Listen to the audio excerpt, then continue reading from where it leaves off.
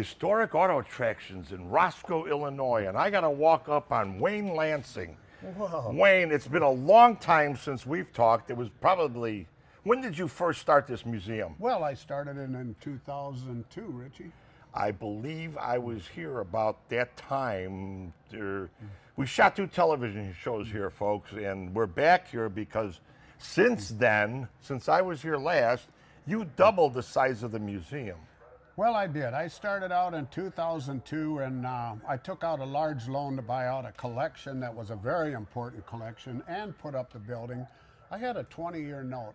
Well, I got that note paid off 2 years ago, and my gosh, I wanted to add on so much. I wanted to spread out the stuff, so I went and got another note, and I put on another 50,000 feet. This building's 800 feet long to go from one end to the other, so it's quite a journey, and it takes a good 4 to 6 hours to enjoy yourself, and it's just totally full of history. What makes you tick? Because you're like a guy from where I come from. I'm a historian, and I love the past, and I love the history.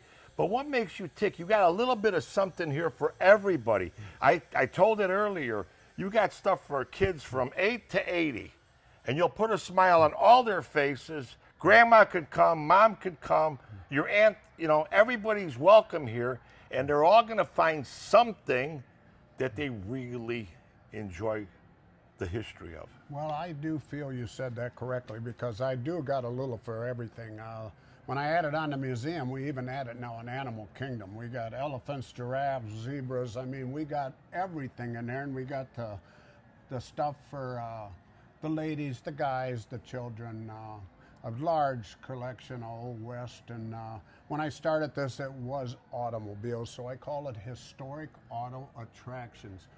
Now, I have more than that. I have a lot of attractions. Well, all you did was shoot a shot of adrenaline into the museum you already had and brought stuff that deep in your heart that you love. When you see something and you know it's for sale, you're there and you're putting in bids, correct?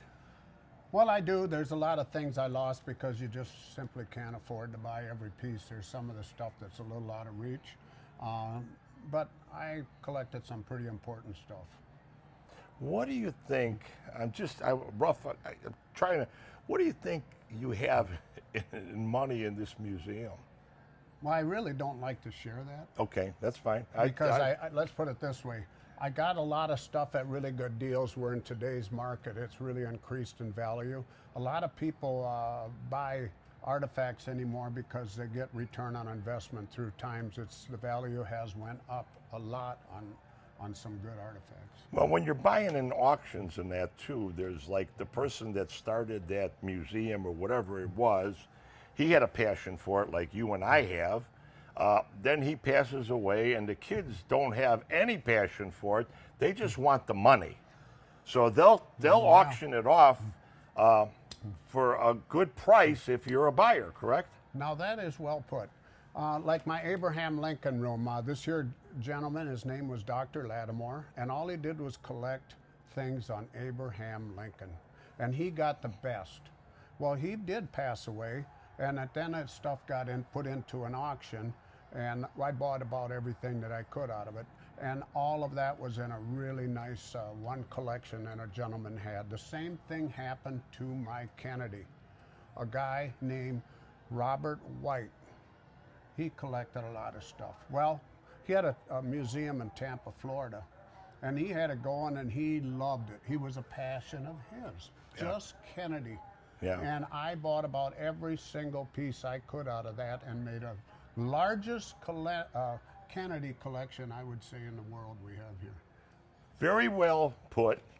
And now that you stuck your foot in it, tell us about this automobile, because this is an iconic automobile, and you've had this a long time ago. When you first opened, we did this car. This is the Secret Service car that was following the Kennedy Lincoln in Texas, where Kennedy was assassinated. And the Secret Service were on this car. Tell us a little bit about this car. This is a very, very special car, and it's a '56 Cadillac. It was done by Hessen Eisenhardt in Cincinnati, Ohio. By the way, that's the one that did the the Secret Service car that Kennedy got assassinated in. It's a very special car. It got stretched out. It's in the back end here. It's got special compartments for rifles and the bullets, and a lot of room for Secret Service people to ride on. In the back, it's got special bumpers here. It's got spots for the Secret Service to stand on. It's got handlebars for them so they could try to protect it. This car was like only a matter of 4 or 5 feet behind the President Kennedy's car today. He got assassinated. But when you got 6 seconds and the shells, 3 shots went off, there wasn't enough time for them to get off of here to go protect our president. But they did the best thing they could on it at that period of time. Come back over here because I just want to mention something. Now, you don't have the Lincoln that Kennedy and Mrs. Kennedy were riding in, and I believe there was the senator from Texas in the front seat that got hit by that magic bullet that went through Kennedy, went over, and then went into him, right? Yes. Well, that was Governor Connolly.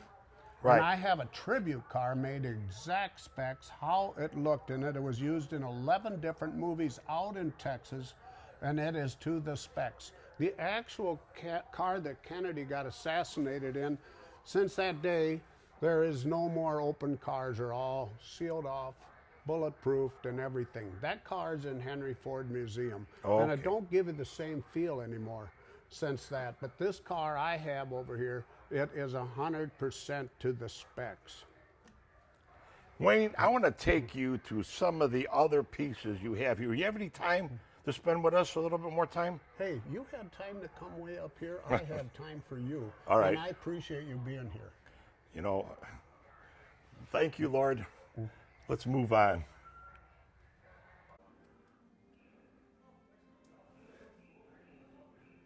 Here's a shot of a memorial to the great American heroes of the Wild West. We have from Clint Eastwood when he was a cowboy, not Dirty Harry. We have the Duke, John Wayne, one of the greatest Western actors ever in the history. And then we have a scene here from Bonanza. We got Hoss, Little Joe, and Ben. The television series I grew up with, Gunsmoke. This was an unbelievable television series. When I was a kid, the Westerns ruled television.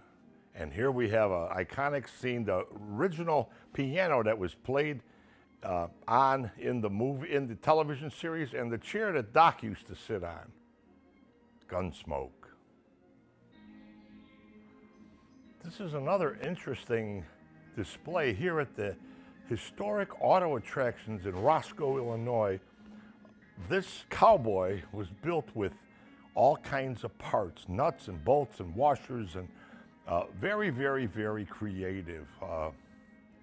Wonderful display here at the Historic Auto Attractions in Roscoe, Illinois. The world leaders. We have automobiles from Yvette Perón. We have Khrushchev's car. We have a car from the Royal Dynasty. All the way throughout history, it's just amazing. The car from the 17th president of Colombia, Nikita Khrushchev's car, and it ends up with the Queen of Guards from England. We have a vehicle by King George VI, a Daimler DE36 limousine.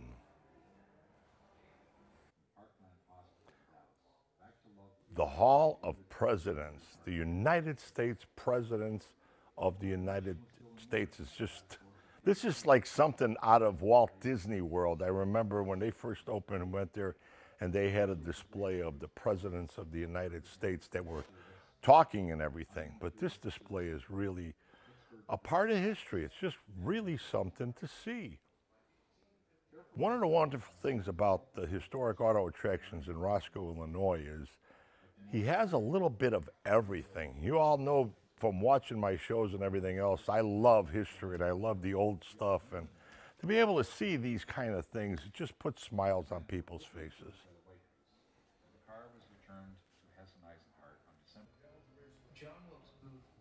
You know, it's been a long day. Tim Alway and Richie Z have been here at the Historic Auto Attraction most of the day. Now, Tony, you're the chief historian here. Yes. I've been trying to get you on with us for like the last 3 hours, and every time I try to get you over, you're dealing with a group of people or a family or whatever. You go around and you answer the questions. Yes. Now, I wanted you on the show right now because we're going to get people to come here.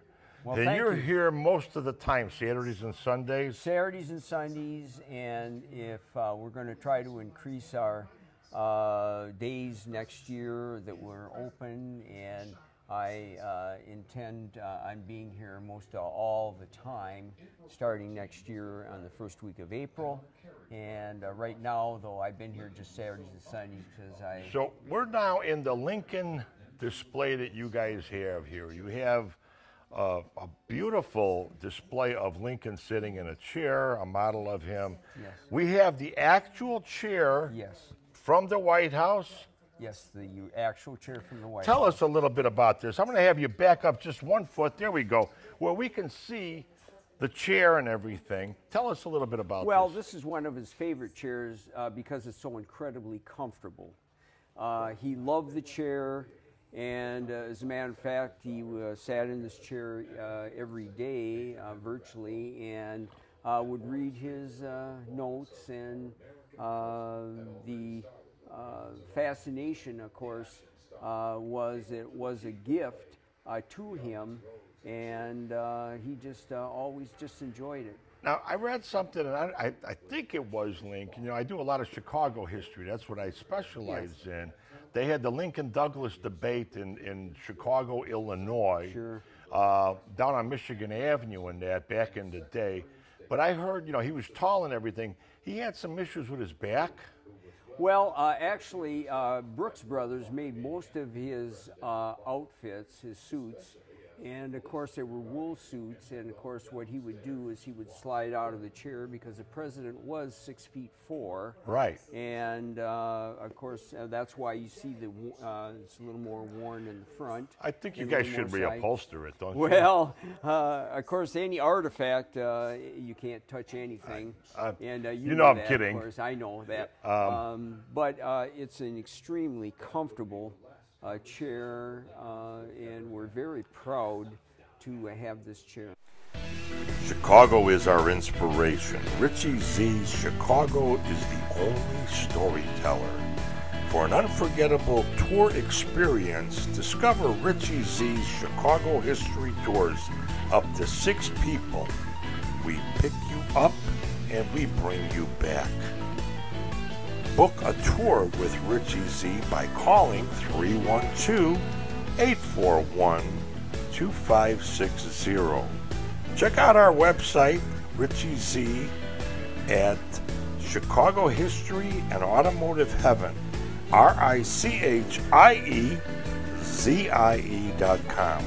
Call 312-841-2560. We are also on Facebook, Instagram, YouTube, and our website at richiez.com. History presentations at your location. You can also book Richie Z to come to your location and do a Chicago history presentation. Call 312-841-2560. You know, we just did the presidents of the United States. Well, here are world leaders from all over the world, not the United States, from Fidel Castro to Mikhail Gorbachev, and we have the Chancellor from England, and just on and on. The dynasty. I grew up when President Kennedy became president of the United States, and it was a dynasty. Everybody loved Jackie and Jack, and they had children in the White House. What a wonderful time. A Lincoln like this, they built, custom built and designed it for all of the television things that, or the movie things that they've done on the life of JFK. So it's looks like sort of could have been the limousine that he was shot in, but it's not. It's a vehicle that they use in the motion pictures. Wayne's not going to let me out of here until we cover the details of the Kennedy assassination. Tell us about the tribute car that was put together and used in motion pictures and everything else about the Kennedy assassination. First of all, this is the only car that is made to the exact specs that exists, and this is the X100. That was what it was known as. And this here car I got from Nick Cicilli in Florida. And he had this at many, many presidential libraries. He had this in 11 different movies. This here car represents exactly the way it was. And back there in the right rear corner sat President Kennedy. Next to him was Jacqueline Kennedy. In the jump seat right ahead of him was Governor Conley, his wife Nellie. And when they went through the streets of Dallas that day, that was the last time you ever seen a president in a convertible. Since that assassination happened, everybody they went to hard tops, bulletproofed and all that. Most all presidential cars you will see black. This here car was painted midnight blue. President Kennedy wanted this particular color. This here car to me is so special. I mean, it was made with the chrome where he stood up in the back and he could hang on. The seat rose up in the air so he could get up into the crowd. The Secret Service guys also on this here car, as in the 56, on the rear bumper, it had stanchions there where they could stand and hold on. Everything is just to the T, and I feel so proud that this part of Historic Auto Attractions. You know, you have a spectacular collection. I'm going to get you to come around with us to maybe a few other cars. And this is a limousine that was used by Donald J. Trump, our 45th president of the United States. But it was used by him when he was on the campaign trail and before he became president of the United States. It's a 2008 Lincoln Town Car limousine.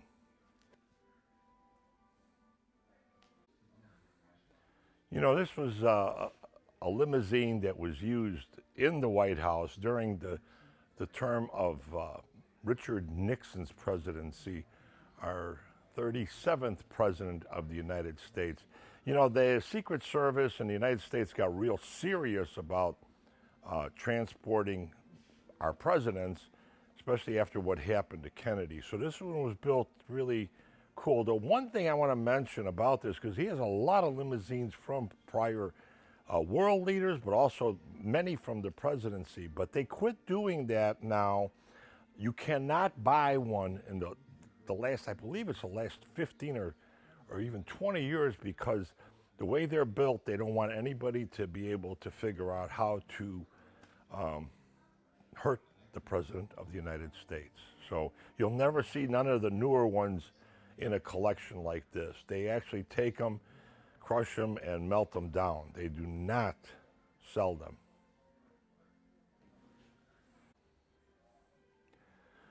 Dwight D. Eisenhower became president before I was born, I believe. It was like in the early 50s. He became president because the country was in a recession type of thing, because the Korean War stopped, and he was one of the generals that actually worked on stopping the Korean War. But he was a great man, a great president. They didn't get along with him in Congress or Senate and everything else, but he's the guy that passed the bill to build the interstate highway system that we all use today.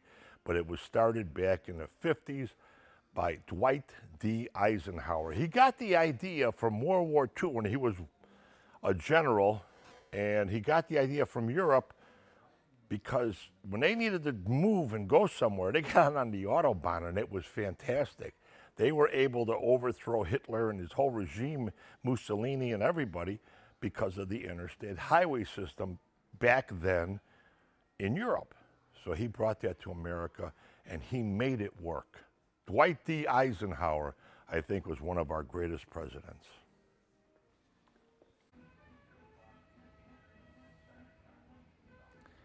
Bonnie and Clyde, the vehicle that was used when they were killed by the police. Well, this is not really the vehicle from the day, the era of Bonnie and Clyde, but it is the vehicle that was used in the picture, the movie, the motion picture, Bonnie and Clyde, back in 1967. This is the actual car. 1929 Lincoln Model L used by gangster Legs Diamond.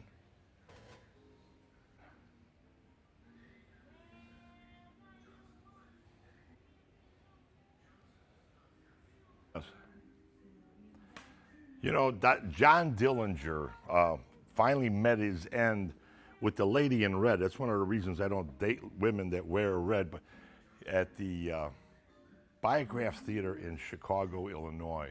But this guy was just an unbelievable gangster of the era.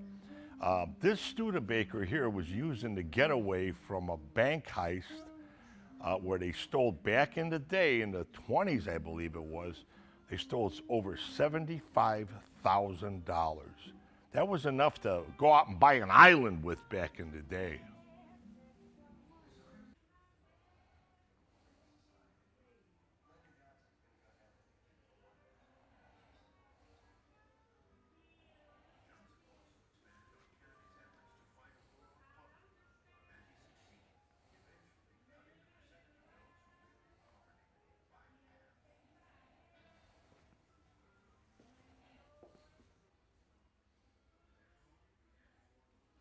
(1932) bulletproof Cadillac, Chicago's gangster era. Now, these vehicles were lead lined. There's a lot of things. They put hemp in the tires so that you couldn't shoot out the tires. But the glass was like 1.5 inches thick. But this is interesting because the glass, this is an actual car from that era, the glass had holes made in it so that they could put the Tommy guns out and shoot at other people. This car was actually shot up in downtown Chicago by gangsters that were trying to get the gangsters from the Capone era. They used a lot of Cadillacs back then.